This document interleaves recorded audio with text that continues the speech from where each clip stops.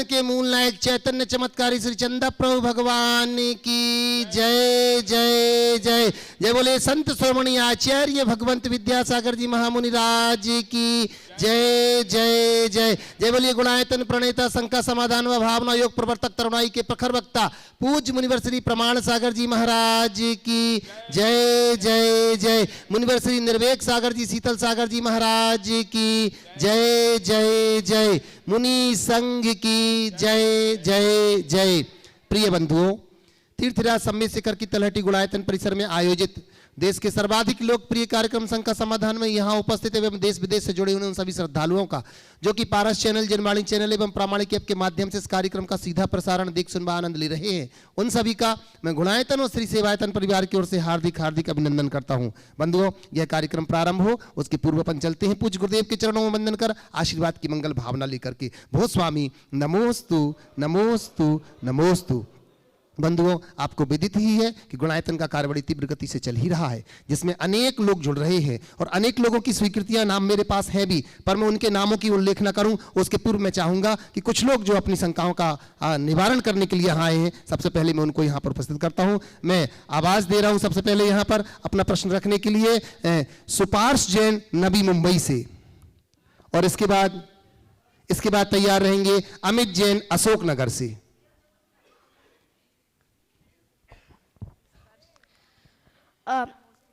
नमोस्तु महाराज जी, नमोस्तु। मेरा प्रश्न था कि अगर मैं देव बन जाता हूँ तो मैं कितने सालों के लिए देव बना रहूँगा, या फिर मैं अगर कहीं नरक या स्वर्ग में गया तो कितने सालों के लिए रहूँगा? ऐसा है, बहुत अच्छा। देखो, कोई भी जीव देश करता है, मरता है, तो फिर कोई ना कोई चोला पहन लेता है, समझ गए। वहाँ की जितनी आयु होती है उतने दिन तक के लिए वहाँ रहता है। अब अगर मान लीजिए नरक गए ना, तो कम से कम 10,000 वर्ष और अधिकतम 33 सागर असंख्य वर्षों के लिए होता है। हर जीव की अलग अलग आयु होती है, उसके अनुरूप काम होता है। आगे नेक्स्ट, अगला नाम बोलो लीजिए। नमोस्तु महाराज जी, नमोस्तु। अमित जी जैन अशोकनगर से, और फिर तैयार रहेंगे प्रभात जी जैन सूरत से। ओ, अगला नाम बोलो। पंखुड़ी सौरभ जैन नवी मुंबई। दीजिए। अच्छा, आइएगा। हाँ, प्रभात जी जैन सूरत से इधर, और फिर उसके बाद तैयार रहेंगे पंखुड़ी सौरभ जैन नवी मुंबई से। नमस्तु महाराज जी, नमस्तु नमस्ते, वंदामी इच्छा महाराज जी। सूरत सकल दिगंबर जैन समाज वैसु सूरत की तरफ से नमस्तु, एवं बिमला देवी प्रकाशन जी काला परिवार जिजोट वालों की तरफ से नमस्तु। महाराज जी, मेरा सवाल ये है कि सामाजिक और धार्मिक कार्यों में जुड़े रहते हुए प्रशंसा जो कि कई बार बहुत झूठी होती है, या अपयश बदनामी जो कि कई बार अतिरेक लिए हुए होती है, उन दोनों चीज़ों को किस तरह संभालते हुए सामाजिक धार्मिक कार्यों में अग्रसर रहा जाए? देखिए, सामाजिक धार्मिक कार्यों को अपना कर्तव्य मानकर करें, उन्हें अपना धर्म मानकर करें।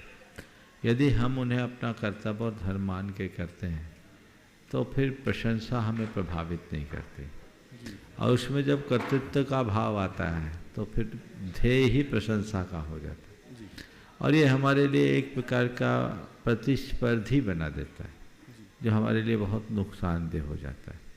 तो यदि व्यक्ति एक कर्तव्य बुद्धि से काम करता है तो उससे कुछ नहीं होता।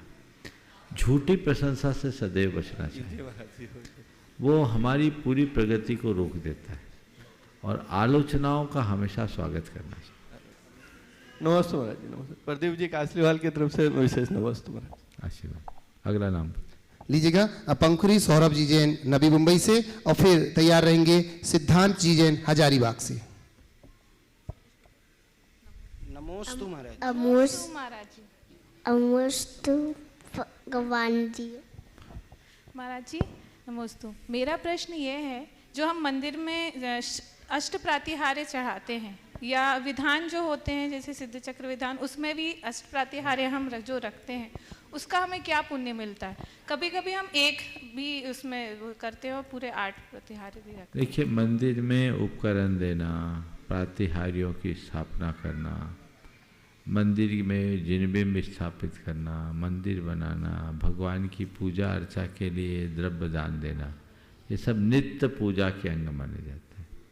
तो ये नित्य पूजा का पुण्य प्रदान करता है। एक देते व्यवस्था के तहत, भाव रखो कि आठों दे सके। अगला लीजिएगा सिद्धांत जी जैन हजारीबाग से और अमित जी जैन अशोकनगर से आ चुके हैं, तैयार रहेंगे। नमोस्तु महाराज जी, इच्छा में महाराज जी, मेरे पास सिद्धांत जैन मेरा बेटा पूछेगा।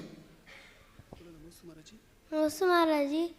जब हम मंदिर में प्रवेश करते हैं तो हम ओम जय जय जय निशी निसही निसही क्यों बोलते हैं? देखो, मंदिर जी में प्रवेश करते समय निस्सही निस्सही 3 बार बोलते हैं। निस्सही निस्सही निस्सही शब्द का अर्थ होता है निकले निकले निकले। हम लोगों को ये बताया गया है बचपन में कि मंदिर के दरवाजे पर निस्सही इसलिए कहते हैं कि कोई देवी देवता हो तो हमें रास्ता दे दे। आते समय बोलते हैं असही असही असही, लेकिन मेरी दृष्टि में इसका यही अभिप्रेत अर्थ नहीं है। ये एक बहुत बड़े आध्यात्मिक भावना से जुड़ा हुआ प्रयोग है। मंदिर में जब जाकर त्रिलोकीनाथ का दर्शन करना है तो हम अपने मुख से उच्चारित करते हैं निस्सही निस्सही निस्सही, यानी मेरे मन की वाणी का और शरीर का जो भी नकारात्मक पक्ष है वो निकले निकले निकले। अपनी नेगेटिविटीज को बाहर निकालने की बात करते हैं। और फिर जब बाहर निकलते हैं असही असही असही, आए आए आए, आ जाए क्या, मंदिर की जितनी पॉजिटिविटी सब मेरे भीतर आ जाए, इस भाव के साथ। नमोस्तु महाराज जी, नमोस्तु महाराज जी, नमोस्तु महाराज जी। लीजिएगा अमित जी जैन अशोकनगर से, और इसके बाद फिर मैं निवेदन करूंगा हमारे बीच में समाज सेवी और साधु भक्त नरेंद्र जी शाह बोरीवली मुंबई से।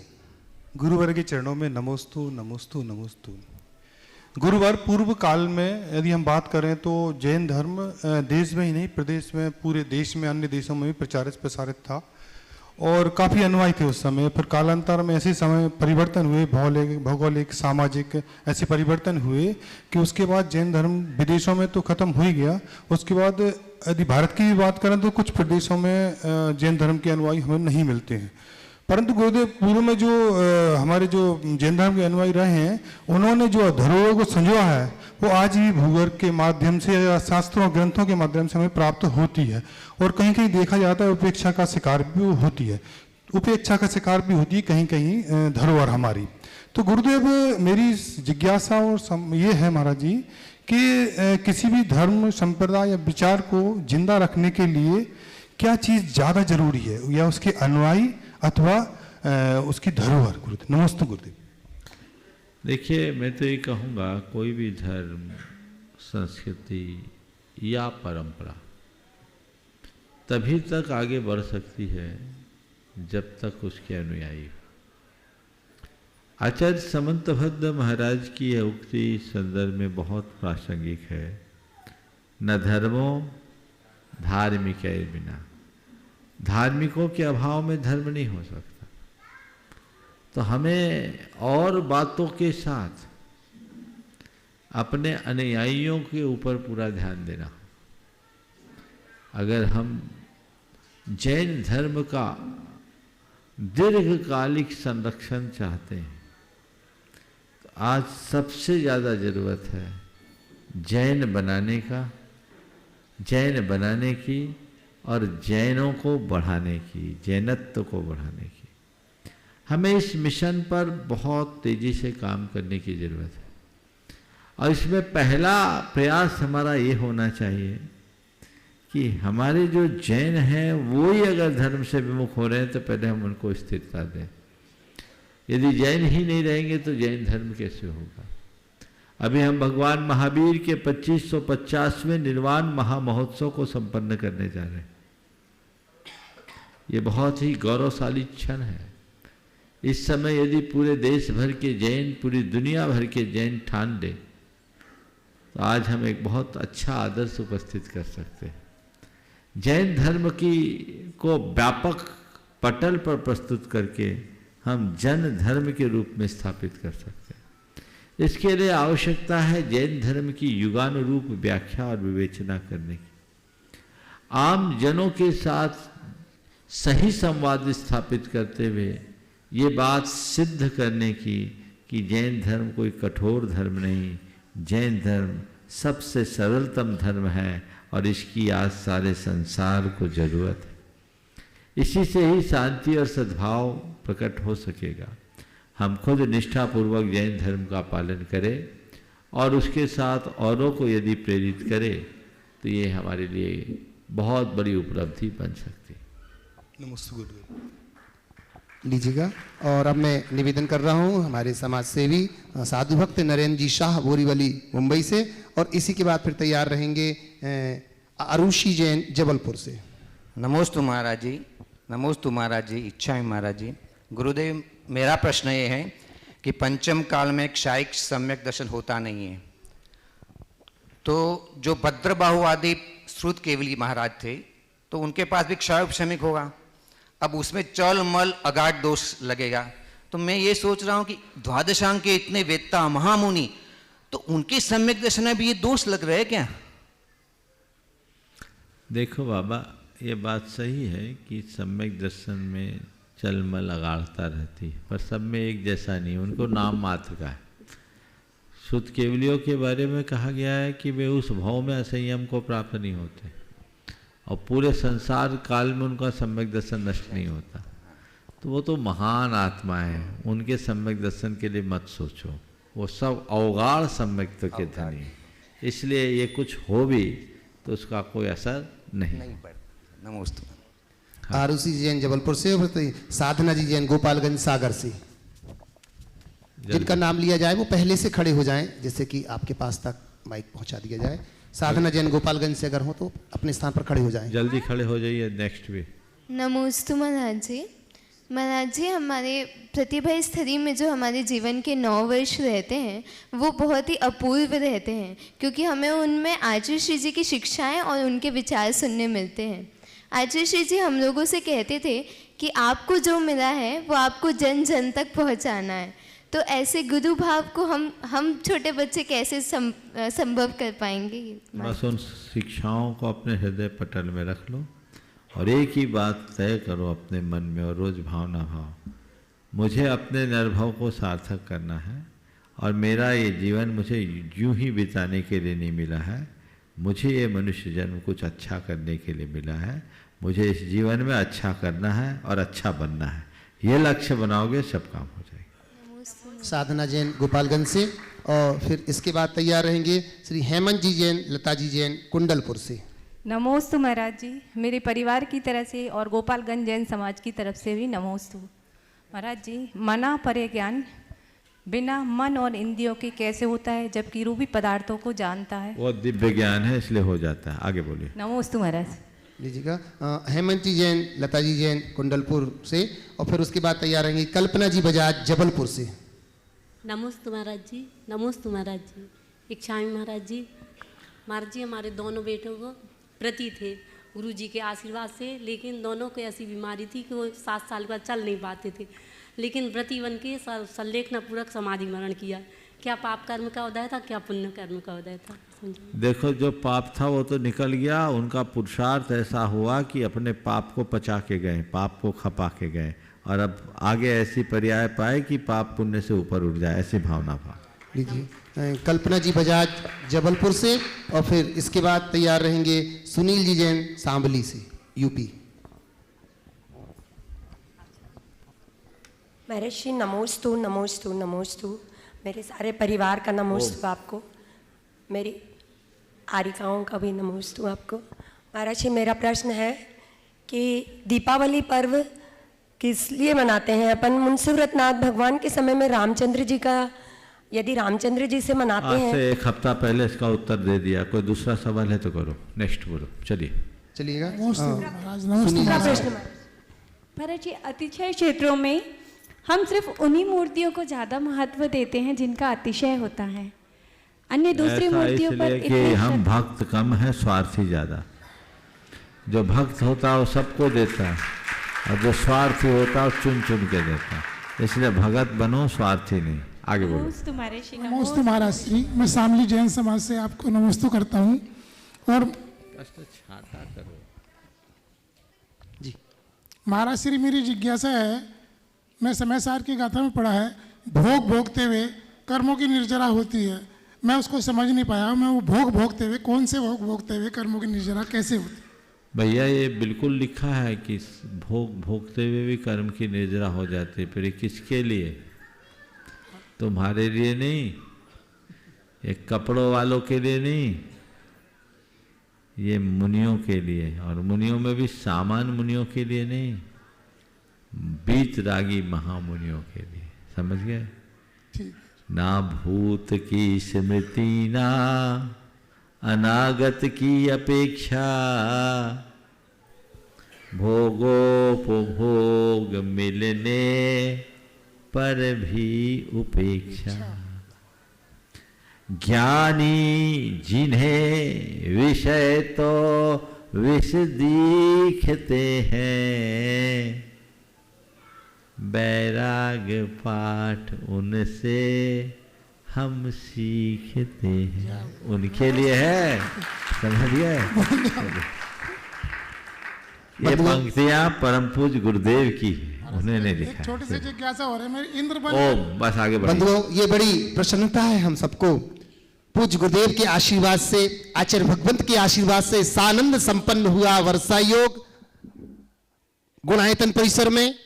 और वर्षा योग संपन्न हुआ, अनेक लोगों ने अपने कलशों की स्थापना की थी। बंधुओं, मैं निवेदन करना चाहूंगा, जिन जिन लोगों ने चातुर्मास कलश स्थापित किए थे, और उनसे निवेदन करूंगा कि वो आकर के गुणायतन कार्यालय से संपर्क करके अपना कलश जरूर प्राप्त कर ले। अगर वो नहीं आ पा रहे हैं, उनके परिजन अगर कोई आते हैं, तो वो अपना कलश यहां से जरूर बुलवा ले। बंधुओं, आज मैं उन लोगों की उद्घोषणा जरूर करना चाहूंगा और आपसे अपेक्षा रखूंगा कि जोरदार ताली बजाकर उनका अभिनंदन करें। किनका? जो गुणायतन से आज नए रूप से जुड़े हैं। तो निर्वाण निधि के रूप में जिन्होंने अपने आप को जोड़ा है, ऐसे नेहा जैन, धर्मपत्नी श्री अभिषेक जी जैन, धान्या जैन, अनन्या जैन, भरतपुर राजस्थान से अगर वो यहाँ है तो खड़े होकर के पूज्य मुनि से आशीर्वाद लेंगे और जोरदार ताली बजाकर उनका बहुत बहुत बहुत बहुत अभिनंदन करते हैं। बंधुओं, पंचायतन शैली के लिए जिन्होंने स्वर्ण दान में अपनी भूमिका निभाई है, और मैं उनके नामों की उद्घोषणा करता हूं। श्री विनोद कुमार जी, संध्या जी जैन, बरुआ सागर झांसी से, इन्होंने सोने के कान के टॉप और चांदी भी समर्पित की है। जोरदार ताली बजाकर उनका अभिनंदन करते हैं। वो खड़े होकर के पूज्य मुनि श्री से आशीर्वाद लेंगे। बंधुओं,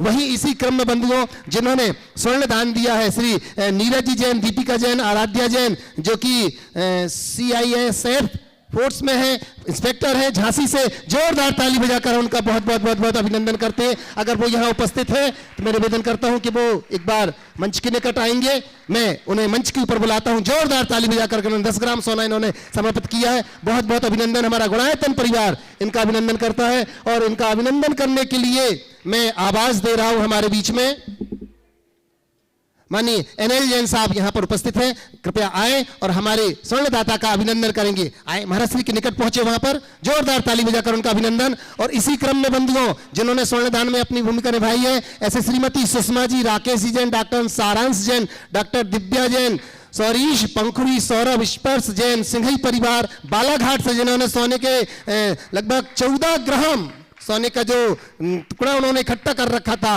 वो समर्पित कर दिया है। और एक बार इनका अभिनंदन कर रहे हैं। तब तक मैं जिनका नाम लिया है वो मंच के निकट आ जाएं। अच्छा, इंस्पेक्टर साहब कुछ कह रहे हैं शायद। महाराज श्री, हम CISF में तो हमारे लिए मुश्किल होता है कि हमें गुरुजनों के दर्शन या मंदिरों के दर्शन भी सामान्यतः नहीं प्राप्त हो पाते, क्योंकि कैंपस बहुत दूर होता है मंदिरों से और सिटी से। तो बहुत सन 2010 की बात है कि जब जिनवाणी चैनल पर उड़ीसा में हम लोग पोस्टिंग थे, और वहाँ पर जिनवाणी चैनल पर नया नया शंका समाधान चालू हुआ था। तो वहाँ पर मेरे बेटे को कोई गुल्लक नहीं थी, और गुल्लक में उसको गुणायतन के लिए जोड़ना था पैसा और दान करना था। तो उसने अपनी बॉल का जो बॉक्स होता है उसको छेद कर उसे गुल्लक बना लिया, और उसमें गुणायतन के लिए पैसे जोड़े अपने, और वो आज महाराज श्री को अपने हाथों से दान देना चाहता है गुणायतन के लिए। उनके चरणों में, महाराज श्री के चरणों में उनको दो। यहाँ देखो उस बच्चे की भावना, दे दो बेटा। एक बार जोरदार करतल ध्वनि से इसका अभिनंदन करो। महाराष्ट्री कैंपस में रहते हुए संस्कार तो बहुत नहीं दे पाए, लेकिन अष्टमी चतुर्दशी के दिन ये आलू प्याज लहसुन नहीं खाता है और कोशिश करता है बाजार की वस्तुओं का भी त्याग करे। बहुत सुंदर। फोर्स में रहते हुए इस बच्चे ने उस समय लगभग 10 साल पुरानी बात है ना, 9-10 साल पुरानी, वो छोटा होगा, 2010 की भाव कि हमको गुल्लक देना, गुल्लक नहीं तो अपनी बॉल में छेद करके पैसा जमा किया है। ये बहुत बड़ी बात है। ऐसा पहला उदाहरण है। मैं आशीर्वाद देता हूँ बेटा, अभी तुम्हारे दान की शुरुआत हुई, इतने दिन से रखा रहा वो पैसा और आज देने आया है, ये अपने आप में बहुत बड़ी बात है। ये नीट के पेपर की तैयारी कर रहा है महाराज जी, साइंस साइड लेके नीट के एग्जाम की तैयारी कर रहा है, तो उसकी इच्छा थी कि एक बार दर्शन हो जाए शेखर जी के और महाराज आगे और बड़ा दानी बने, ऐसा आशीर्वाद। बहुत बढ़िया। चलिए, और अब इसी के साथ मैं आवाज दे रहा हूँ श्रीमती सुषमा जी, राकेश जैन, डॉक्टर सारंग से, डॉक्टर दिव्या जी जैन, सौरीश जैन, पंखुरी सौरभ, स्पर्श जैन, सिंघई परिवार बालाघाट से जोरदार ताली बजाकर इनका अभिनंदन करते हैं। और इनका अभिनंदन करने के लिए बड़े सम्मान के साथ आवाज देता हूँ हमारे गुणायतन के शिरोमणि संरक्षक भैया शुभम जी, निकिता जी, मौनी यहाँ पर उपस्थित है, आए और इनका अभिनंदन करेंगे। इतना बड़ा परिवार है, वाह। चलिए आइए, मैं इन सबको तो झेलने के लिए शिरोमणि ही चाहिए बिंदुओं। आए साथ ही श्री इंद्रचंद जी, कविता जी जैन, सिंघई परिवार बालाघाट से, इन्होंने भी सोने की अंगूठी समर्पित की है। पूरे परिवार का जोरदार तालियों के साथ अभिनंदन। और इनका अभिनंदन कर रहा है हमारा शिरोमणि संरक्षक परिवार भैया शुभम जी, निकिता जी जैन, कटनी से, जो कि सुभाष ट्रांसपोर्ट से हैं। जोरदार ताली बजा करके अभिनंदन करते हैं। पुनः तालियों के साथ बहुत बहुत बहुत बहुत अभिनंदन। पहुंच रहे हैं अपने स्थान पर सम्मान के साथ ही। बंधुओं, इसी श्रृंखला में मैं आवाज दे रहा हूं जिन्होंने आज निर्वाण मित्र के रूप में अपने आप को जोड़ा हुआ है। मैं आवाज दे रहा हूं जब तक कि वो मंच के निकट आ जाएंगे। निर्वाण निधि से निर्वाण मित्र बने हैं श्रीमती शशि बाला जी जैन, श्री अभय कुमार जी जैन, दिल्ली से। वो मंच के निकट आ जाए अति शीघ्र आइएगा। और इनका अभिनंदन करने के लिए मैं निवेदन करता हूं, हमारे बीच में आ चुके हमारे सुभाष जी, माननीय सीईओ आ चुके हैं, कृपया आइएगा। और आप भी आए, एनएल जैन साहब आपसे भी हमें 3-4 सम्मान है, तो एक साथ आप लोग यहीं रहिएगा। मौनी भैया आप यहीं उपस्थित रहे, अभी सम्मान करने में आपकी बहुत बड़ी भूमिका है। चलिए आप लोग अति शीघ्र पहुंचिए अपने स्थान पर। बहुत बड़ा परिवार है बंधुओं, इस बहुत बड़े परिवार के साथ बहुत बड़े दान की भी भावना रखेंगे आप। लीजिए, श्रीमती शशि बाला जी जैन, श्री अभय कुमार जी जैन, दिल्ली से आप आइएगा, आ चुके हैं। और इसी क्रम में बंधुओं, जिन्होंने निर्वाण सारथी के रूप में अपने आप को जोड़ा है, जो ऑनलाइन ही है, जोरदार ताली बजाकर पहले उनका अभिनंदन करते हैं। श्री सुदर्शन जी गांधी, सुपुत्र हीरालाल जी गांधी, सोलापुर महाराष्ट्र से, जोरदार जोरदार ताली बजाकर उनका अभिनंदन करते हैं। और जो निर्वाण सारथी के रूप में ही जुड़े हैं, श्री हीराबेन जी मीठालाल जी शाह एवं श्री चंपाबेन शाह की स्मृति में श्री धीरेन्द्र जी मीठालाल जी शाह, जलोधरा तालोद वाले यहाँ पर अहमदाबाद गुजरात से। मैं निवेदन करता हूं कृपया आए, जोरदार ताली बजाकर हम इनका भी बहुत बहुत बहुत बहुत अभिनंदन करते हैं। और इसी के साथ साथ आ रहे हैं क्या, आइएगा धीरेन्द्र जी मीठालाल जी। और इनके अभिनंदन के साथ मैं निवेदन करूंगा, मौनी भैया आपका सहयोग तो होना ही चाहिए, हमारे शिरोमणि संरक्षक। पहले एक बार एक और सम्मान, आइए अभिनंदन करेंगे। अहमदाबाद गुजरात वालों का अभिनंदन हो रहा है। और इसी के बाद श्रीमान कपिल कुमार जी, विनीता जी जैन, सुनील जी जैन, मनीष जी जैन, अतीत प्रतीत रजत चर्चित, और ये पूरा परिवार अजमेर राजस्थान से है, जो सूत्रधार के रूप में आज जुड़ा हुआ है। मैं निवेदन कर रहा हूं कृपया मंच के निकट अति शीघ्र आ जाएं। कपिल कुमार जी, विनीता जी जैन, सुनील जी जैन, मनीष जी जैन, अतीत प्रतीत रजत चर्चित, अजमेर राजस्थान से पूरा परिवार अति शीघ्र यहां पर आ जाए। और इनका अभिनंदन करता है हमारा गुणायतन परिवार। और इसी अभिनंदन के क्रम में अभी तो अभिनंदन कर ही रहे थे, पर अब उनका अभिनंदन होगा जो हमारे गुणायतन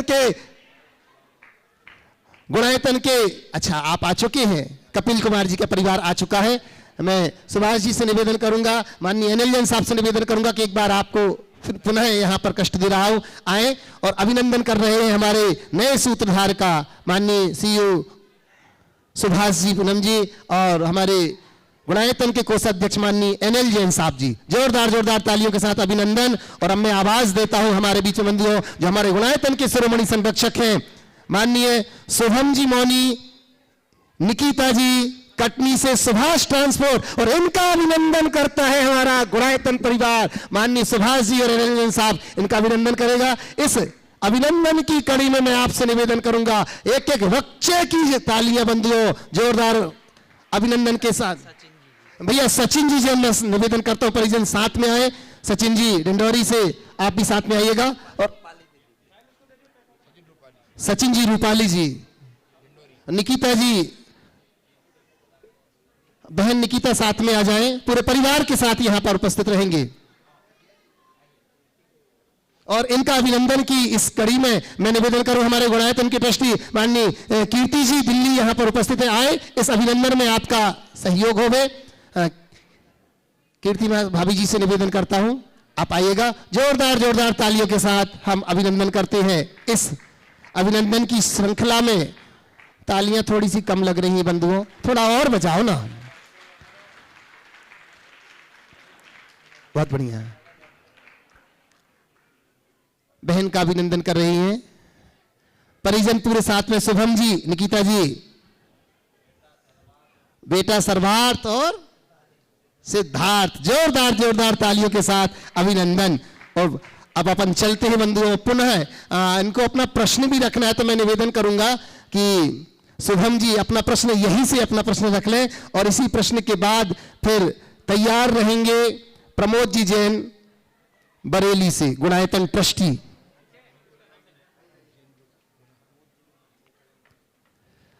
शुभम जी अपना प्रश्न रख रहे हैं और उसके बाद फिर तैयार रहेंगे प्रमोद जी जैन बरेली से, जो कि हमारे गुणायतन के ट्रस्टी हैं।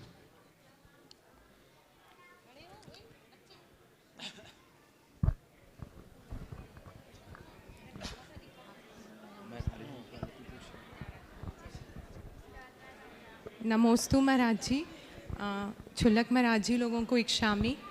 महाराज जी, मेरी शंका मेरे माध्यम से मेरी जनरेशन के लोगों की है कि जनरली ना आजकल दादा दादी वगैरह का बच्चों को हमेशा बहुत ज़्यादा लाड़ दुलार मिलता रहता है।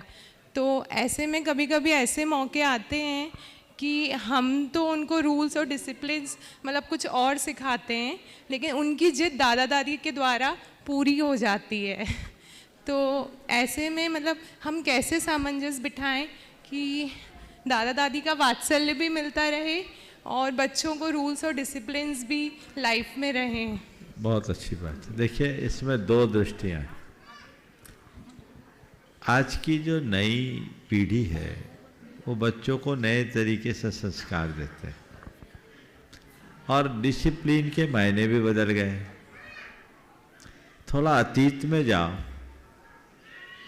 तुम्हारे माता पिता ने तुम्हें जो डिसिप्लिन सिखाया, क्या उसमें कोई कमी थी? नहीं। पर आज तुम उनके तरीके को क्यों नहीं अपना रही? तुम अपने तरीके से डिसिप्लिन सिखाना चाहते। हो सकता है किसी अर्थ में वो सही है, लेकिन ये मानना कि हमारे माता पिता जो बच्चों को सिखा रहे वो सही नहीं, ये गलत है। तो पहले जब भी अगर ग्रैंड पेरेंट्स बच्चों को कुछ सिखा रहे हैं, समझा रहे हैं, तो उस जगह अपने अतीत में लौटना चाहिए, अपने बचपने को याद करना चाहिए और उससे कंपेयर करके देखना चाहिए, तो शायद मन में बिल्कुल भी विकल्प नहीं होगा। दूसरा, दादा दादी का ये सानिध्य बच्चों का भावनात्मक विकास बहुत करता है। बच्चों में वे भाग्यशाली बच्चे हैं जिनको दादा दादी का साया मिलता है, नहीं तो आजकल तो बच्चों को दादा दादी मिलते ही कहाँ। अब रहा सवाल लाड प्यार की अधिकता का, तब दादा दादी के पास विकल्प भी कहाँ है? वो कहाँ समय बिताए? पहले भरा पूरा परिवार होता था तो उनके पास बहुत विकल्प होते थे, तो लाड बढ़ जाता था। अब ले दे के एक पोता एक पोती हो तो उनका लाड एक ही जगह रह जाता है। तो स्वाभाविक है थोड़ा लाड ज़्यादा दिखे, लेकिन इसे बिल्कुल भी नकारात्मक दृष्टि से नहीं देखना चाहिए। मैं समझता हूँ आपके साथ तो ऐसा नहीं होता होगा, लेकिन मैं बहुत सारी बहुओं और उनके सास ससुर के बीच अनबन के कारण में एक बड़ा कारण बच्चों को मानता हूँ। और मैं कई बार बोल चुका, आज की बहुएं अपने बच्चों के लिए इतनी ज़्यादा केयर करने लगी है जैसे और कोई ने बच्चे ही पैदा नहीं किया।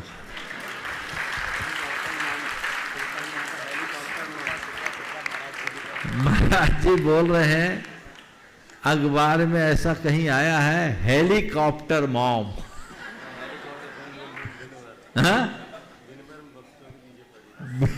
महाराज जी दिन भर बच्चों के पीछे पड़ी रहती, और उसकी वजह है सोशल मीडिया। उनसे आपको रोज नई नई बातें परोसी जाती है। हमारी जो परंपरागत व्यवस्थाएं थी वो तो सब भूल गए। आप YouTube पे देख रहे हैं, इंस्टाग्राम पर देख रहे हैं, अन्य किसी माध्यम से जो आपने पढ़ा, जो आपने देखा, जो सुना, उसको आप अपने बच्चे पर प्रयोग करोगे, तुरंत करते हैं। मैं समझता हूँ ऐसा करने वाली माताएं अपने बच्चों के भविष्य के साथ खिलवाड़ करती हैं, उनको अंदर से मजबूत नहीं बनाती। एक और बात है जो बदलाव के रूप में मैं देखता हूं कि पुराने समय में लोगों के पास साधन की कमी थी, लोग असुविधाओं में जीते थे, और मैं मानता हूं जब कठिन समय आता है तो मजबूत इंसान का जन्म होता है, और जब सरल समय आता है तो कमजोर इंसान हो जाता है। मजबूत इंसान सरल समय को जन्म देता है, और सरल समय कमजोर इंसान को जन्म देता है। तो आज जो बदलाव है, ये बदलाव बड़े भटकाव का कारण है, इसलिए इस पर बहुत गंभीरता से विचार करना चाहिए। हाँ, हम घर के बड़े बुजुर्गों को, दादा दादियों से ये कहना चाहेंगे कि बच्चों की परवरिश करते समय बड़े और उनकी माता पिता सबके लिए मैं कह रहा हूं, दो बातों का ध्यान रखें। बच्चों को जिद्दी बनने से बचाएं, उनकी जिद पूरी ना करें, और उनके भावनाओं का ख्याल रखना सीख लें। दो अतियां होती है, एक कुछ लोग बच्चों की हर जिद पूरी करते हैं, उससे बच्चा बिगड़ता है, और दूसरे वे लोग जो अपने बच्चों की भावनाओं को बुरी तरह कुचल देते हैं। ये दोनों बातें ठीक नहीं है। न तो भावनाओं को कुचलना है, न ही सब जिद को पूरी करना है। उनको समझाना है, जितना जरूरी है उतना ही, तो बच्चे ठीक होंगे, उनके अंदर अपने आप अनुशासन होगा, और इनके साथ बच्चों में पाप भीरुता, संवेदनशीलता, कुल का गौरव और कर्तव्य निष्ठा जगा दे, तो उन बच्चों के अंदर भविष्य में कभी भटकाव नहीं आ सकता। ये हमें प्रारंभ से करना चाहिए। लीजिएगा प्रमोद जी जैन बरेली से अपने पूरे मोहल्ले के साथ यहाँ पर गुणायतन ट्रस्टी उपस्थित हैं, और इसके बाद फिर मैं निवेदन करूंगा हमारे गुणायतन के कोषाध्यक्ष माननीय NL जैन साहब से। और बंधुओं, इसके पूर्व मैं घोषणा करना चाहूंगा, माननीय बीना जैन पानीपत से, इन्होंने अपनी स्वर्ण की एक अंगूठी समर्पित की है। अगर वो यहाँ पर हैं तो खड़े होकर के पूज्य मुनिश्री को आशीर्वाद लेंगे, मुनिश्री से आशीर्वाद लेंगे। जोरदार ताली बजाकर उनका अभिनंदन करते हैं जिन्होंने एक सोने की अंगूठी समर्पित की है। साथ ही साथ बंधुओं, आज मैं घोषणा करना चाहूंगा, गुणायतन में ना कि सिर्फ जिनालय का निर्माण हो रहा है, अपितु जिनालय के निर्माण के साथ साथ सेवा का कार्य भी हो रहा है। सेवायतन के माध्यम से श्रीमान नागरमल जी, सुशीला देवी जी पहाड़िया, श्री सुमेरमल जी, विमला देवी जी पहाड़िया, पवन कुमार जी, ज्योति जी पहाड़िया, मुंबई अंधेरी से, इन्होंने अपने आप को आज सेवायतन का ट्रस्टी बना लिया है। जोरदार ताली बजाकर बहुत बहुत बहुत बहुत अभिनंदन करते हैं पर उनको। साथ ही साथ बंधुओं, जो पहले से ही गुणायतन के ट्रस्टी थे, श्रीमान स्वर्गीय सुरेश सुदर्शन जी जैन ग्वालियर वाले, उनका पूरा परिवार यहाँ पर उपस्थित। बंधुओं, पिताजी के स्वर्गवास होने के बाद भी पुत्र ने सोचा नहीं, जो बाकी राशि आज संपूर्ण राशि जमा करने के बाद महाराज श्री आज उन्होंने अपने आप को सेवायतन के ट्रस्टी के रूप में जोड़ लिया है। मैं बड़े सम्मान के साथ उस परिवार को यहाँ पर आवाज देता हूँ। कृपया मंच की पर आए, जोरदार ताली बजाकर के उनका अभिनंदन करेंगे। और माननीय मैं सुभाष जी से, एनएल जैन साहब से निवेदन करूंगा कि एनएल जैन साहब प्रश्न पूछेंगे ऊपर से ही, पहले पर उनका सम्मान करेंगे, उसके बाद फिर अपना प्रश्न रखेंगे। जोरदार ताली बजा करके मैं, जब तक कि मैं निवेदन कर रहा हूं, प्रमोद जी अपना प्रश्न रख रहे हैं। महाराज श्री के चरणों में नमोस्तु, बरेली जैन समाज का नमोस्तु नमोस्तु नमोस्तु। छुल्लक श्री के चरणों में क्षामी। महाराज श्री, मेरा प्रश्न है कि गर्म पानी की मर्यादा समाप्त हो जाने के बाद उसे पुनः छानकर प्राशुक करके उसको ग्रहण कर सकते हैं क्या? नहीं, कृपया कर संकट का समाधान करें। नहीं, बार बार नहीं करना चाहिए। बार बार करने के बाद कुछ देर में पानी में बदबू आने लगी। जल अपने मूल स्रोत से हटने के बाद थोड़े देर तक तो ठीक रहता है, थोड़े दिन रह सकता है, बाद में खराब होने लगता है। इसलिए प्रमाद है, ऐसा नहीं करना। नमोस्तु महाराज जी। मैं बड़े सम्मान के साथ आवाज दे रहा हूं स्वर्गीय सुरेश सिंह जी जैन ग्वालियर वालों का पूरा परिवार यहाँ पर, पुत्र यहाँ पर उपस्थित है, जिन्होंने पिता की बोली हुई दान राशि को आज संपूर्ण रूप से समर्पित करने के बाद पुनः अपने आप को जोड़ लिया है सेवायतन के ट्रस्टी के रूप में। हमारे गुणायतन के सीईओ माननीय सुभाष जी और एनएल जैन साहब इस परिवार का अभिनंदन कर रही है। मुझे तो लगता है हर पुत्र को ऐसा सीख लेनी चाहिए इस परिवार से। ये एक उदाहरण हमारे लिए, जोरदार ताली बजा करके अभिनंदन करते हैं। और अब मैं इसी के साथ निवेदन करूंगा, अपना प्रश्न यहीं से रख रहे हैं हमारे माननीय एनएल जैन साहब, और उसके बाद फिर एक प्रश्न और महाराज जी हमारे सुदर्शन जी की सुपुत्री बहन प्रज्ञा जो किसी है विशेष के साथ अपने भाई के साथ यहाँ पर अपना प्रश्न रखेगी। बोलिए। मंचासीन सभी मुनियों को सादर नमन वंदन।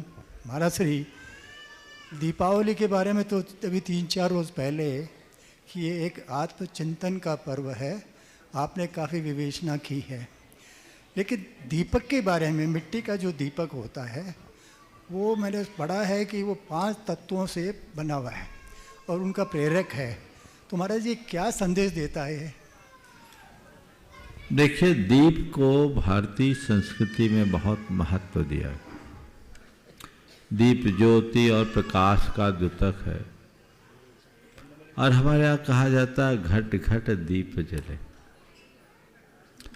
अगर हम दीप की बात करें तो स्थूलतया हम देखते हैं दीप प्रकाश प्रदाता है, और दीपक जो मिट्टी का बनता है, सोने के भी दीप बन सकते हैं, बनाने वाले बनाते हैं, लेकिन सर्वाधिक प्रमुखता मिट्टी के दीप को दी गई। इसकी वजह क्योंकि मिट्टी में मिट्टी है, जल भी है, उसे अग्नि से तपाया जाता है, अग्नि तत्व भी है, वायु में सुखाया जाता है, वायु तत्व भी है, और आकाश तो उसके भीतर है ही।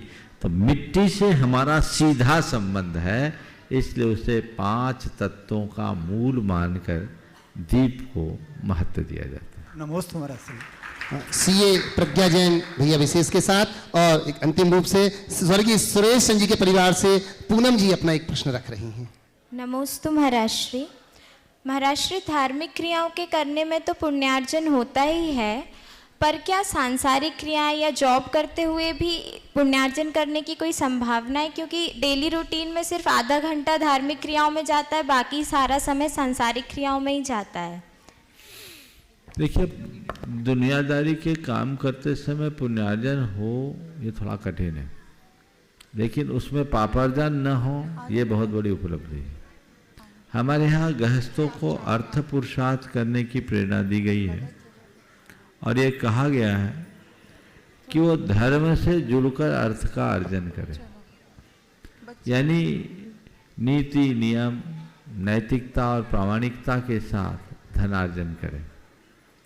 अगर कोई व्यक्ति जॉब कर रहा हो, कर्तव्य निष्ठा ईमानदारी और लगन के साथ कर रहा है, तो अपने कर्तव्य का पालन कर रहा है, देश के अर्थतंत्र को मजबूत बनाने में सहयोग भी दे रहा है, तो एक अच्छा काम कर रहा है। कोई आदमी व्यापार कर रहा है नैतिकता और प्रामाणिकता के साथ कर रहा है, तो ये भी राष्ट्र को आगे बढ़ा रहा है, अनेक लोगों को रोजगार देने का अवसर दे रहा है, तो ये अच्छा कार्य है। हाँ, कर्म करते हुए भी पुण्य कर सकता है यदि उसके साथ उसकी भावना संग्रह की जगह सहयोग की हो। मैं एक ऐसे व्यक्ति के बारे में जानता हूँ, नाम तो मुझे स्मरण में नहीं है, उसकी एक फैक्ट्री थी, भोपाल में था। भोपाल में लोगों ने मुझे बताया, मुझसे मिला नहीं। एक फैक्ट्री में उनका अपना केवल वो उस समय में 1 लाख रुपए की सैलरी लेते और जितनी कमाई सारे एम्प्लॉइज में बांट दे। तो ऐसा भी है, अगर ये कर रहे हैं तो उनका उद्योग नहीं, एक प्रकार का राष्ट्र कर्म है, वो अपरिग्रह का उच्च आदर्श है। तो ये चीजें की जा सकती है, इस पर ध्यान हमें देना चाहिए। बोलिए। जोरदार तालियों के साथ अभिनंदन। और अपना प्रश्न रख रही है पूनम जी। निज निधि निज में बताई यह अनंत उपकार है, उसके लिए सब गुरुवरों को वंदना सतवार है, उसके लिए सब गुरुवरों को वंदना सतवार है। मुनिवर के चरणों में त्रैवार नमोस्तु नमोस्तु नमो। महाराज श्री, मेरा प्रश्न ये है, मैं एक बार इन बच्चों को कुछ समय पहले मैंने इन्हें पूजन करना जब सिखाया था, तो अर्घावली में जन्म जरा मृत्यु विनाशनाय, संसार ताप विनाशनाय, क्षुधा रोग सबके अर्थ बताए। कुछ ही दिन बाद हमारे घर में चौका लगा और हम जैसे साधु परमेष्टि की अष्टद्रव्य से पूजन करते हैं वह पूजन कर रहे थे, तो इन बच्चों के मन में एक प्रश्न आया, आप समझ ही गए, आपकी मुस्कान से मैं समझ गई कि जन्म जरा का भी उनको प्रत्यक्ष रूप से नहीं समझ आया, क्षुधा रोग विनाशनाएं अभी हुई नहीं है, ऐसा उनके मन में मेरे से प्रश्न पूछा और मैं इसका देखिए, ये तो बच्चे ने आपसे सवाल पूछा, इस बात का जिक्र मैंने अनेक बार किया कि जब चौके में जाता हूँ, हम लोग तो अपने क्षुधा रोग के निवारण के लिए गए हैं और अर्घ चढ़ाते वक्त जब बोलते क्षुधा रोग निवारण आए तो अंदर से हंसी छूटती। देखिए, मैंने कई बार बोला, ये बहुत अर्वाचीन है, जन्म जरा मृत्यु विनाशनाय आदि। मैंने संपूर्ण पूजा साहित्य का अध्ययन किया, संहिता के लगभग सभी प्रमुख ग्रंथों का अध्ययन किया और प्रतिष्ठा के जितने भी उपलब्ध ग्रंथ हैं सबको पढ़ा। पूजा साहित्य का क्रमिक विकास हुआ और जो हमारी पूजा की प्राचीन पद्धति थी जो एक लंबे समय तक चली, उसमें कहीं भी ऐसा नहीं लिखा कि जन्म जरा मृत्यु विनाशनाय, संसार ताप विनाशनाय, ये बात का है, ये सब 200-300 साल पुराना है। और अब तो मिथ्यात्मल विनाशनाय, अनंतानुबंधी विनाशनाय, न जाने क्या क्या लिखने लगे। ये है क्या मूल में? जलेन अर्चयामि, मैं जल से आपकी पूजा करता हूँ, मैं चंदन से आपकी पूजा करता हूँ, मैं पुष्पों से, अक्षत से आपकी पूजा करता हूँ, पुष्पों से पूजा करता हूँ, दीप से पूजा करता हूँ, धूप से पूजा करता हूँ, फलों से पूजा करता हूँ। आप पूरे पुराणों में देख लो, चक्रवर्तियों ने भगवान की पूजा की, उस समय क्या बोला? तो कहीं नहीं लिखा, वो चला आ रहा है, ऐसा चला आ रहा है। मैं तो इन लोगों को कई बार बोला हूं, पर आप लोगों की कैसेट एक बार फीड हो गई, वो बदलती ही नहीं। आप क्यों बोल रहे हो जन्म जरा मृत्यु विनाशनाय? जलेन अर्चयामि या जलम निर्वपामि, चंदनम निर्वपामि, अक्षतान निर्वपामि, पुष्पानि निर्पवामि, ऐसा नहीं बोल सकते हैं। नैवेद्यम निर्वपामि, नैवेद्येन अर्चयामि, कायदे से तो यही है। क्या? जलेन अर्चयामि, सुगंधेन अर्चयामि, अक्षतेन अर्चयामि, पुष्पेन अर्चयामि, नैवेद्येन अर्चयामि, दीपेन अर्चयामि, धूपेन अर्चयामि, फलेन अर्चयामि अर्घम समर्पयामि। ये बोल सकते हैं ना, तो ये जब बोलने लगोगे तो बच्चों का सवाल खत्म हो जाएगा, नहीं तो आपके पास उत्तर नहीं। ओ चलिए बंधुओं, मुनि संघ से जुड़ते उसके पूर्व मैं चाहूंगा, हाँ बंधुओं हमें बड़ी प्रसन्नता है, लोगों ने लगातार अपने आप को गुणायतन से जोड़ा है। और आज जिन्होंने बंधुओं श्रीमान भगवान दास जी, महेंद्री देवी जी जैन, मक्खन लाल जी, उत्तम चंद जी जैन, उषा जी जैन, राजा खेड़ा, जिन्होंने सोने की है अंगूठी यहाँ पर समर्पित की है, जोरदार ताली बजाकर उनका अभिनंदन करते हैं। वो यहाँ पर है तो एक बार खड़े होकर के पूज्य श्री से आशीर्वाद लेंगे। वहीं बंधुओं सोने की एक अंगूठी उन्होंने समर्पित की है ऐसी श्रीमती निर्मला जी जैन और कमल जी जैन, अर्चना प्रथम, इन्होंने कलश जैन केकड़ी से गोंदिया से जोरदार ताली बजा करके उनका अभिनंदन करते हैं। सोने की अंगूठी श्री रचना जैन, राकेश जी जैन, इन्होंने पानीपत से समर्पित की, जोरदार ताली बजाकर उनका भी अभिनंदन करते हैं। वही बंधुओं डॉक्टर विवेक जी जैन, अनामिका जैन अहमदाबाद से, भाई मनीष जी यहाँ पर उपस्थित है, खड़े होकर सामने से आकर पूज्य श्री से आशीर्वाद लेंगे। जोरदार ताली बजाकर हम उनका बहुत बहुत बहुत बहुत बहुत बहुत अभिनंदन करते हैं। पूज्य श्री के पास निकट आकर के आशीर्वाद ले। इन लोगों ने अपने आप को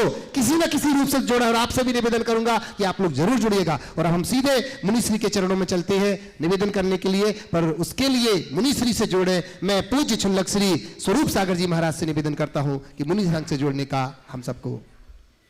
मुनि तरह के चरणों में बारंबार नमोस्तु। प्रश्नों के लिए सीधा निवेदन करेंगे मंचासीन मुनि संघ के चरणों में। और सर्वप्रथम निवेदन है नमोस्तु पूर्वक मुनिवर श्री निर्वेक सागर जी महाराज से कि हमारी ज्ञान वृद्धि हेतु अपना प्रश्न प्रेषित करें। नमोस्तु। मुनि श्री को नमोस्तु करते हुए, कल जो प्रसंग पर आपने उद्बोधन दिया कि आगे पीछे जब क्यों होते हैं, वास्तव में वो अद्भुत और नया चिंतन सुनकर के बहुत से लोगों को लगा कि हमें भी ये आगे पीछे की भावना छोड़नी चाहिए और एक दूसरे के सहयोगी बनना चाहिए। और आपने कहा था कि हमने एक बार तो विवाह में गए थे और एक बार अंतिम यात्रा में गए, वहाँ कुछ आपने देखा या नहीं देखा, फिर भी सुनते हैं कि जब विवाह होता है तो दूल्हा सबसे पीछे होता है और सारे बाराती आगे होते हैं और खूब आनंद उत्सव मनाते हैं।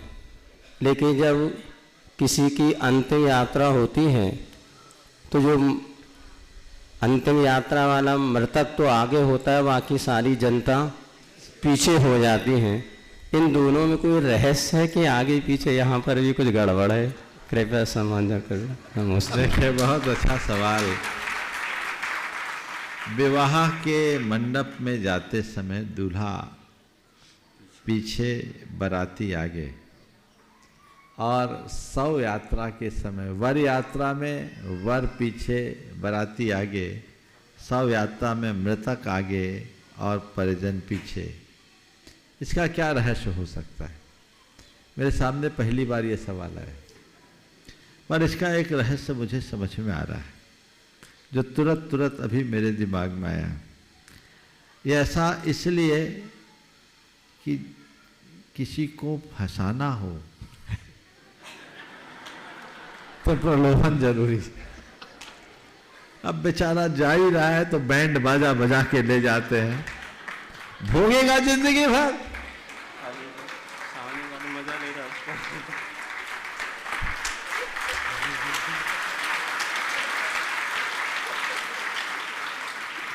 शायद इसलिए बैंड बाजा आगे, बाराती पीछे, बाराती आगे और दूल्हा पीछे, इसलिए कि वो संसार में जा रहा है। और बाद में मृतक आगे, लोग पीछे, इसलिए कि वो संसार से जा रहा है। एक संसार में जा रहा है, एक संसार से जा रहा है। संसार में जा रहा है तो संसारियों को अच्छा लगता है, चलो हमारे एक सदस्य की वृद्धि हुई, आओ। और जब संसार से जा रहा है तो वो जा रहा है बेचारा, सोचते पकड़ ले, सोचते तुम्हारा बस होता तो तुम कोई को जाने देते क्या? लेकिन वो इस बात का प्रमाण है कि जो संसार से जा रहा है उसको पूरा संसार भी चाहे तो नहीं रोक सकता, इसलिए पीछे है। जाने वाला आगे और परिजन पीछे, क्योंकि उसको रोकने की सामर्थ्य किसी के पास नहीं है। संसार में लाने में फिर भी तुम निमित्त बन सकते हो, पर संसार से जाने में तुम किसी को नहीं रोक सकते। इसलिए वो संसार से जा रहा है, सबको छोड़ के जा रहा है, तुम्हारी सारी ताकतें हार रही है और वो जा रहा है। इसलिए इस पूरे उत्तर को अगर 2 लाइन में कहूं तो ये कहूंगा, एक संसार में जा रहा है, एक संसार से जा रहा है। और दोनों का उत्तर बाकी मैं बता ही दिया। अगर अच्छा लगा है तो चलिए। निवेदन है पूज्य छोलक श्री आदर सागर जी महाराज के चरणों में कि अपने प्रश्न के माध्यम से हम सभी को लाभान्वित करें। नमोस्तु भगवान। व्यक्ति के पहनावा का उसके मन पर, उसके जीवन पर क्या प्रभाव पड़ता है, और व्यक्ति जब तीर्थ यात्रा में जाता है, गुरुओं के दर्शन को जाता है, तो कैसी पहनावा होनी चाहिए? महाराज जी का सवाल बहुत अच्छा है, पर मैं महाराज जी के समय को बचाकर आज उसको बताना चाहता हूँ। आ जाओ। मैं आवाज दे रहा हूँ हमारे गुणायतन की मंत्री माननीय लता जी गंगवाल जी के दोनों पोते रम्यक, और आ जाओ, ऊपर आ जाओ। इनके प्रश्न लोगों को बहुत अच्छे लगते हैं और समय बहुत कम बचा है, इसलिए मैं आपका कट करके इनको बुला रहा हूँ। बोलो, आ जाओ जल्दी से। नमोस्तु महाराज जी। तेरे एहसान का बदला चुकाया जा नहीं सकता, प्यार ऐसा दिया तूने भुलाया जा नहीं सकता। महाराज जी आपके लिए क्या बोलूं, पर इतना ही मैं जानता हूं कि जो आपके संपर्क में रहता है उसका जीवन मिठास से भर जाता है। महाराज जी अभी दीपावली था तो मैंने अपनी दादी को भी बोला कि दादी घर आ जाइए 2-3 दिन के लिए, तो बोली एकदम इनकार कर दी। तो महाराज जी आप इतना प्यार ही देते हैं कि सब आपके पीछे भागने के लिए रेडी हैं। महाराज जी हम ऐसा क्या करें कि लोग हमें देखकर भी अपना जीवन मिठास से भरपूर कर सके? नमस्ते। हम ऐसा क्या करें लोग हमें देखकर मिठास से भर सके? मैं एक ही बात कहता हूँ, जागने की जरूरत है। जो जागता है दुनिया उसके पीछे भागती। समझ गए? अंदर से जागो, और जागोगे तो सब अपने आप तुम्हारे पीछे भागेंगे, तुम्हें किसी को भगाने की जरूरत शेष नहीं रहेगी। चलो पूछ लो। नमोस्तु महाराज श्री। महाराज श्री मेरा प्रश्न ये है कि अभी जैसा आप सभी को पता होगा कि अभी वर्ल्ड कप का मैच चल रहा है, इंडिया सेमीफाइनल में आ गया, बहुत अच्छा खेल रही है इंडिया। और मेरे जो भैया हैं उनका पहले सपना था कि वो क्रिकेटर बने, और जब वो अब सर्च करते हैं कि जो क्रिकेट का बैट है और जो क्रिकेट का बॉल है वो लेदर से बनता है, गाय के मांस से बनता है, तो उन्होंने बोल दिया कि अब तो मैं क्रिकेट नहीं खेलूँगा। पर अभी भी वो मैच देखते हैं, तो मैं उनसे एक दिन पूछा कि भैया मैच क्यों देखते हो जब आप क्रिकेट खेलना ही नहीं चाहते हो? तो बोलते मनोरंजन अपने इंडिया को जिताने के लिए। तो महाराज श्री इसमें क्या उनको मतलब दोष लगेगा कि नहीं लगेगा? और जो क्रिकेट का बॉल बनता है और जो क्रिकेट का बैट बनता है हम लोग भी देखते हैं, तो हमको देखने में भी दोष लगता है कि नहीं लगता है? बहुत अच्छा सवाल।